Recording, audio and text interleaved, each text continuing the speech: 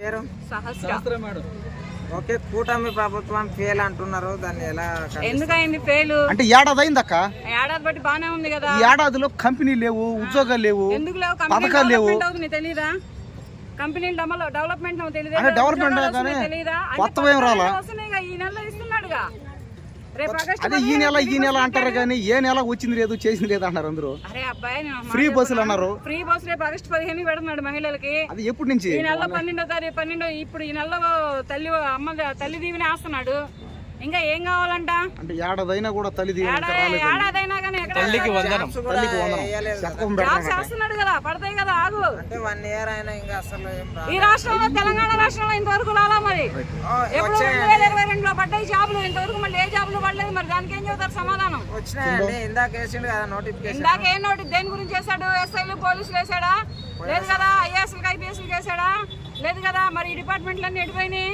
కూటమి గురించి చెప్పండి. మరి కూడా వేస్తారు, చిన్నగా వస్తాయి అన్ని. ఇప్పుడు అన్నం పొయ్యి మీద పెట్టినంటేనే, బియ్యం కడిగి పొయ్యి మీద పెట్టినంటేనే ఉడికిపోద్దా? ఒక అరగంట టైం పట్టింది కదా. అలాగే టైం పట్టింది, టయాన్ని బట్టి తీసుకుని వేస్తారనమాట. పవన్ కళ్యాణ్ గారు ప్రజా పరిపాలన విడిచిపెట్టి, ప్రజలను పాలించడం విడిచిపెట్టి ధర్మం మీద పడ్డారు అని అంటున్నారు. ఏ కర్మం మీద పడలేదు ఆయన సరిగ్గానే ఉన్నాడు. వీళ్ళ కర్మలు బాగలేక ధర్మం మీద పడ్డాడు, దాని మీద పడ్డాడు, దీని మీద పడ్డాడని వీళ్ళు పుకారులు చేసుకొని వీళ్ళు వైరల్ చేసుకుంటున్నారు అంతే. అంటే వీళ్ళు పనులు చేయలేక దేవుని మీద చెప్తున్నారు అని అంటున్నారు. ఏం లేదు, ఎవరి దేవుడి మీద ఎవరు చెప్పుకుంటారు? పనులు చేత కాకుండానే డిప్యూటీ అయ్యాడంటున్నా, పనులు చేత కాకుండానే సీఎం అయ్యారంటున్నా, పనులు చేత కాకుండానే ఐటీ శాఖ అయ్యారంటున్నా.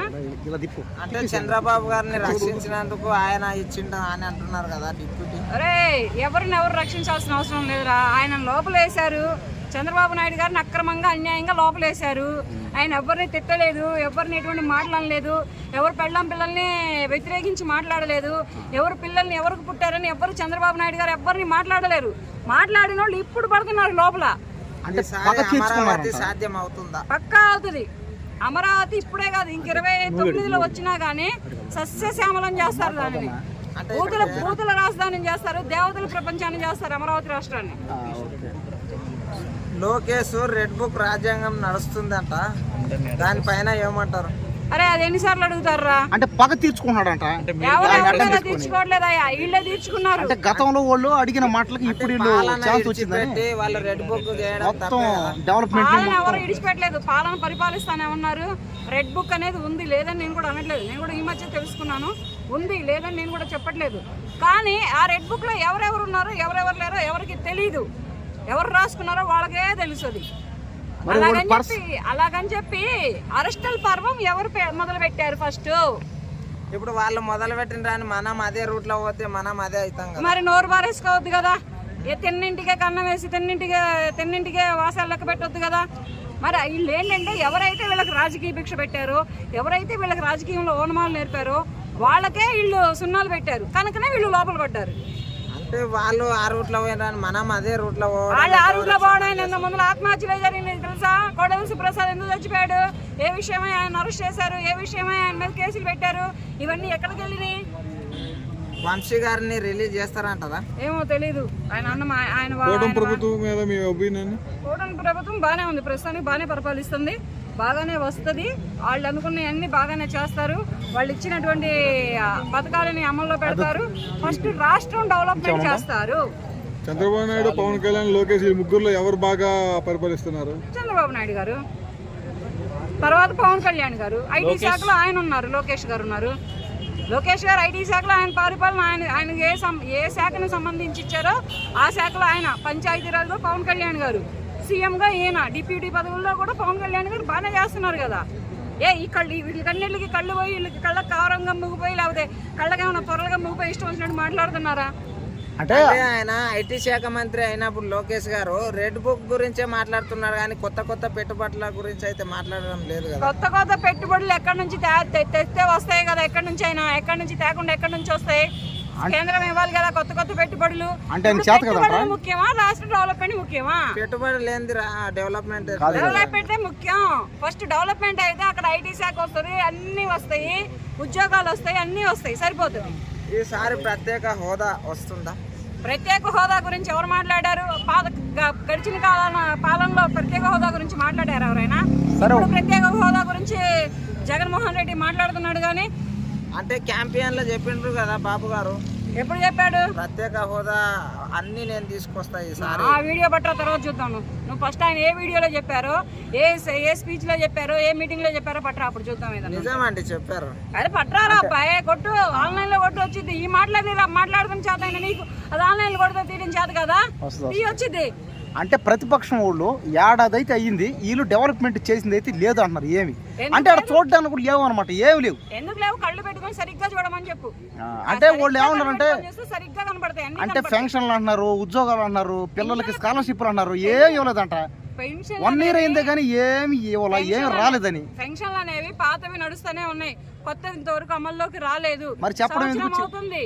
మరి హామీలు ఇచ్చారు కదా, 4,000 ఇస్తానన్న హామీ నెరవేరుస్తున్నాడు కదా పాత పింఛన్దారులకి. పాత పింఛన్దారులకి ఆయన ఏం చెప్పాడు? ఎవ్రీ మంత్ 4,000 ఇస్తానన్నాడు. ఆ 4,000 అమల్లో పెట్టారు, నడుస్తుంది కదా. అదే విద్యార్థులు కానీ కొత్త పింఛన్లే మహిళలకి అవ్వలేదు. డోక్రా, ఈ నెలలో తల్లిదీవెన మరి వేస్తాడు. డోక్రా అన్నారు, డోక్రా ఇస్తుంది అక్కడ. డోక్రా మహిళలు మంచి ఆఫర్ ఇచ్చాడు. అదే ఇచ్చాడు కానీ చేసినంత ఏం చేయలేదంట. ఇచ్చాడు, ఇస్తాడు, అన్ని అది చేస్తాడు. ఎన్ని రోజులక్క? అదే ఇప్పుడు అందరూ ఏమన్నారు అంటే 1 year అయింది కదా, సంవత్సరం అయింది, ఇస్తా అన్నారు కానీ ఇచ్చింది అయితే ఏమి లేదు. ఇంకా 4 ఏళ్ళే ఉంది. ఎంతసేపు వాళ్ళు ఏం చేస్తారంటే పగ తీర్చుకున్నారు, అడుగుతున్నా మిమ్మల్ని. పగ తీర్చుకున్నారు. పగ ఎవరు తీర్చుకోలేదు. మరి ఏందైతే ఇది అందరిని అరెస్ట్ చేయడం, రెడ్ బుక్ అని క్రియేట్ చేయడం, మరి నోటీస్ లేకుండా ఇష్టమైన పోయి అరెస్ట్ చేయడం, నోటీస్ లేకుండా ఇష్టారాజ్యంగా అరెస్ట్ చేయడం, అరెస్ట్ చేస్తున్నారు. అరెస్ట్ ఎవరు చేయలేదు అక్కడ, వాళ్ళ అన్న వ్యాఖ్యలకు అరెస్ట్ చేశారు. మరి అప్పుడే అరెస్ట్ చేయాలంటే నోటీస్ లేయాలి కదా చట్టపరంగా. చంద్రబాబు నాయుడు గారిని ఆయన భార్య పిల్లల్ని బయటికి లాగారు. ఇది కరెక్టా? ఇది తప్పు కాదా? ఇలా మాట్లాడొచ్చా? ఇలా అంటే వ్యాఖ్యానించొచ్చా? వాళ్ళు మాట్లాడిన రాని మేము అధికారంలో చేస్తారా? పగ తీసుకున్నారు. చెప్పేసి ఇల్లు ఆడవాళ్ళని లాక్కొస్తారా? ఇప్పుడు అందుకేనా ఇప్పుడు మొత్తం ఓట్లేసింది జనాలు ఓట్లేస్తే జనాలకి న్యాయం జరుగుతుంది, ఈ వ్యతిరేకులకు న్యాయం జరుగుతుంది. వీళ్ళకి అనుసారంగా వాళ్ళు మార్చుకున్నారు తప్ప. చేస్తున్నారని అంటున్నారు. ఎవరు ప్రజలు ఎవరు మాట్లాడట్లా. వ్యతిరేకులు ఎవరమ్మా అంటే వైఎస్ఆర్సీపీ పార్టీ నాయకులు ఒక్కళ్ళే వ్యతిరేకంగా ఉన్నారు, వాళ్ళు ఒక్కళ్ళే వ్యతిరేకంగా మాట్లాడుతున్నారు. అంతేగాని అక్కడ ప్రజలు ఎవరు వ్యతిరేకులు లేరు. ఇప్పుడు టీడీపీ గవర్నమెంట్కి మొత్తం చేస్తాడు. చంద్రబాబు నాయుడు వచ్చాడంటే ముందు మా రాష్ట్రం డెవలప్మెంట్ అయితే చాలు. ఇప్పుడు కూటమి ప్రభుత్వం కదా, ఇప్పుడు ఏదైనా పథకం అమలైందంటే జనసేన చేసినట్ట లేకపోతే టీడీపీ చేసినట్ట లేదా బీజేపీ చేసినట్ట? బీజేపీ చేసినట్ట? ఎవరు చేసినట్టు? టీడీపీ చెప్పింది, టీడీపీ చేసినట్టు. అంటే ఇప్పుడు జనసేన ఉన్నదంటే వాళ్ళకు ఓన్లీ పక్కన ఉన్నట్టేనా? ఎందుకుంటది? నెక్స్ట్ రాబోయే సీఎం అతనే. ఎట్లయితాడు?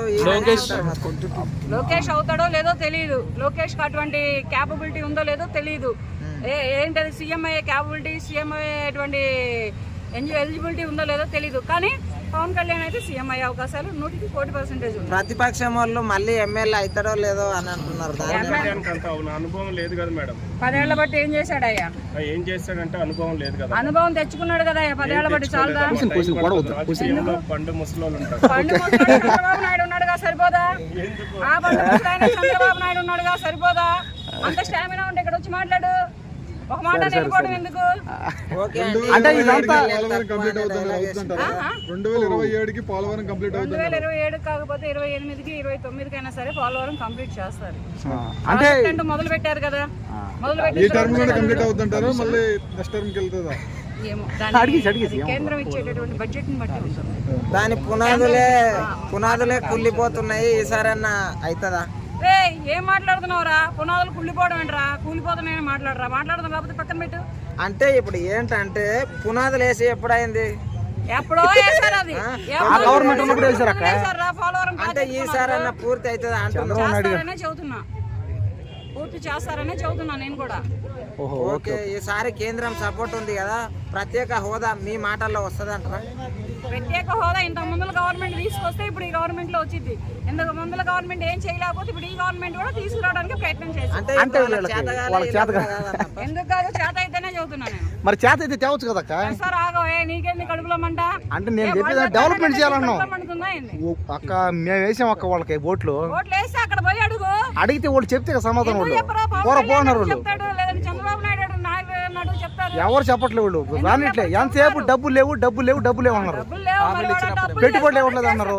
ఇప్పుడు గత ప్రభుత్వం అప్పులు చేసిపోతే ఆ అప్పులు అన్నింటినీ సవర్ తీసుకునేటప్పుడు సరిపోయింది. వీళ్ళే చెప్పారు అవి మొత్తం వాటిని మొత్తం క్లియర్ చేస్తా ఉన్నారు. మరి చేయలేదే. మరి చెప్పడం ఎందుకు, చేయకపోవడం ఇంకెప్పుడు? 1 year అయిపోయింది. 1 year అని ఏమి కూడా తీసుకోవాలా లేదా?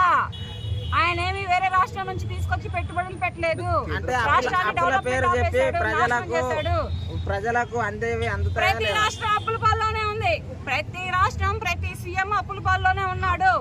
అప్పుల తెలుగు పాల్లో రాష్ట్రాలే ఉన్నా కానీ, కూడా కన్నడ రాష్ట్రాలే కానీ, మలయాళ రాష్ట్రాలే కానీ, హిందీ రాష్ట్రాలే కానీ, ఏ రాష్ట్రం అయినా మన ఇండియన్ కంట్రీ తెలంగాణలో తీసుకుంటే కూడా అప్పుల పాలు ఉన్న రాష్ట్రం ఉన్నా కూడా ఇప్పుడు ఇండ్లు కానీ, కరెంటు కానీ, ఇంకా సిలిండర్ కానీ, రాజీవ్ యువ వికాసం కానీ, ఇప్పుడు ఇండ్లు కానీ, ప్రతి ఉచిత బస్సు కానీ ప్రతివి చేస్తున్నారు. అలాంటిది చంద్రబాబు గారికి అడ్డం ఎందుకు వస్తున్నాయి ఈ అప్పులు? ఎందుకు వస్తాయి? ఏమి రావు. ఇక్కడ కూడా సిలిండర్ ఉచితంగా 500కు రావట్లేదు.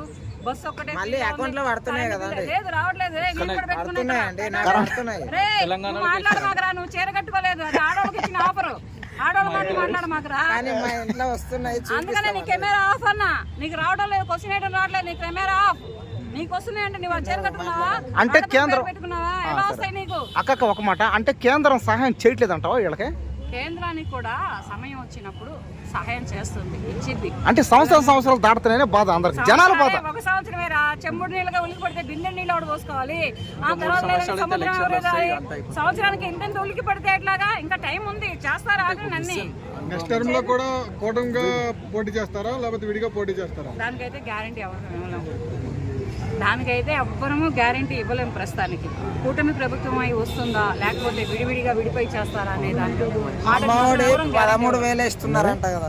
పవన్ కళ్యాణ్ పరిపాలన మీద మీ అభిప్రాయం? బాగా చేస్తున్నాడుగా.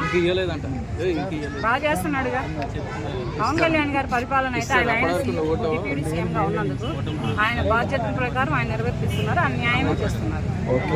2029లో విడివిడిగా పోటీ చేస్తే గెలిచే ఛాన్సులు ఉన్నాయా? తెలీదు. చీలిపోయి అయినా చేయొచ్చు, కలిసి అయినా చేయొచ్చు. ఇప్పుడు కలిసి చేశారు, అదే ఒక కూటమి ప్రభుత్వాన్ని ఏర్పరచుకున్నారు. అలాగే రేపు విడిపోయి చేస్తారో మళ్ళీ కలిసి చేస్తారో తెలియదు. అదే అంటే ఇప్పుడు విడివిడిగా చేస్తే గెలిచే ఛాన్సెస్ ఉన్నాయా? తెలియదని చెబుతున్నాను కదా. ఓకే, అంటే ఇప్పుడు 175 మళ్ళీ గెలుస్తామంటారు. దాని మీద మీ అభిప్రాయం? 175 కాదు కదా, 11 సీట్లు వచ్చినాయి. ఈసారి ఒక సీటు కూడా రాదు. ఎందుకనంటే ప్రతి ఒక్కరిని బెదిరిస్తున్నాడు అతను బెదిరిస్తున్నాడు. ఎలాగంటే గుడ్డలు ఊడిసి ఇస్తాం, రిటైర్డ్ అయినా పట్టుకొస్తాం, విదేశాల్లో ఉన్నా పట్టుకొస్తాం అని చెప్పేసి ప్రతి గవర్నమెంట్ ఎంప్లాయీని బెదిరిస్తున్నాడు. ఆ బెదిరింపులకి ఎవరేస్తారయ్యా ఆయన ఓటు? గవర్నమెంట్ ఎంప్లాయీస్ని, పోలీసుల్ని తన్నించుకోవడానికి, నీ చేత గుడ్డలు తీసి తన్నించుకోవడానికి, నన్ను నీ చేత విదేశాల నుంచి జుట్టుపట్టి ఇడిపించుకొని తెప్పించుకోవడానికి నిన్ను సీఎంగా ఎంచుకునేది గవర్నమెంట్ ఎంప్లాయీస్నే చేస్తా ఉంటే నువ్వు సాధారణ ప్రజల్ని ఎంత హింసిస్తావు? ఆ మాత్రం తెలియదా ప్రజలకి? ప్రజలంతా పిచ్చోళ్ళా? మీ ఒపీనియన్ ప్రకారం జగన్ గెలుస్తాడా? ఏమో చెప్పలేము. ఎమ్మెల్యేగా రావచ్చు, రాకపోవచ్చు, తెలీదు. ఇప్పుడు ఎన్ని ముద్దులు పెట్టినా, తలలు పట్టుకొని ఎన్ని ముద్దులు పెట్టినా, ఎన్ని ఏడు పెట్టినా, ఏం చేసినా తెలీదు. అదంతా తెలీదు అంతే. అవుతారా అవరా అనేది డిక్లేర్ అవ్వలేదు. ఈ ఎలక్షన్స్ ఇంకా 4 నెలలు ఉన్నాయి అన్నప్పుడు నేను చెప్తాను. అప్పుడు చెప్తా ఎవరు వస్తారు, ఆ రాష్ట్రంలో ఎవరు వస్తారు, ఈ రాష్ట్రంలో ఎవరు వస్తారు అనేది అప్పుడు చెప్తాను నేను. ఎలక్షన్ 4 నెలల బిఫోర్. అప్పటికి నేను కూడా ఎంక్వైరీ తీసి పెడతాను. ఎక్కడెక్కడ ఏమేమి వస్తాయి అనేది ఎంక్వైరీ తీసి అప్పుడు చెప్తాను నేను కూడా. Okay, right, thank you.